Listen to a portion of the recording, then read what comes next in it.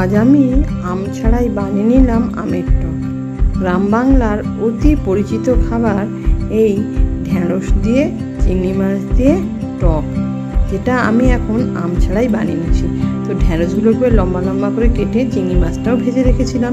এদিকে আমগুলাকে একটু গরম জল দিয়ে ভালো করে ভিজিয়ে রাখলাম প্রায় আধ ঘন্টার জন্য। অন্যদিকে টক বানাবার জন্য নিলাম মশলা, কালো সর্ষে, নিলাম অল্প তিল এবং কালো সর্ষে আর তিলের সাথে দিয়ে দিলাম 3 পতি রসুন আর অবশ্যই কাঁচা লঙ্কা দিয়ে এগুলো ভালো করে ধুয়ে আমি শিলের উপর রেখে ভালো করে পেস্ট বানিয়ে নিলাম। এই অল্প মশলা মিক্সিতে পেশাও যাবে না আর মিক্সিতে খেতেও ভালো লাগবে না, তো আমি শিলেই পিষে নিলাম। অন্যদিকে গ্যাস জ্বালিয়ে কড়াই বসিয়ে দিলাম। কড়াইয়ে সর্ষে তেল দিয়ে দিলাম একটু পাঁচফোড়ন। পাঁচফোড়নগুলো একটু ভাজা ভাজা হতেই দিয়ে দিলাম লম্বা লম্বা কাটা এইভাবে ঢেঁড়সগুলো দিয়ে একটু নাড়াচাড়া করে ভাজা ভাজা করে নিলাম।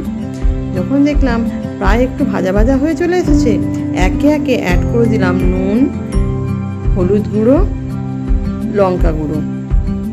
ব্যাস, এই মশলাগুলো দিয়ে আবার একটু ভালো করে নাড়াচাড়া করে নেব।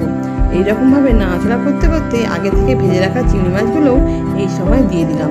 যেহেতু চিংড়ি মাছগুলো আগে থেকেই ভাজা আছে, সেগুলো দিয়ে আবার একটু এইভাবে নাড়াচাড়া করে কষিয়ে আমি যে সর্ষে তিলের পেস্টটা বানিয়ে রেখেছিলাম সেই পেস্টটা দিয়ে দিলাম। দিয়ে সব মশলাগুলোকে একটু ভালো করে অল্প জল দিয়ে কষিয়ে নিলাম।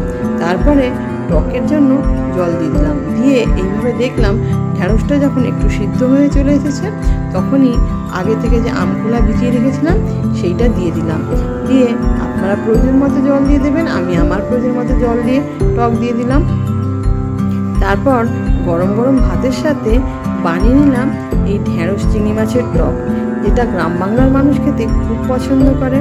একবার আপনারাও বাড়িতে অবশ্যই ট্রাই করবেন।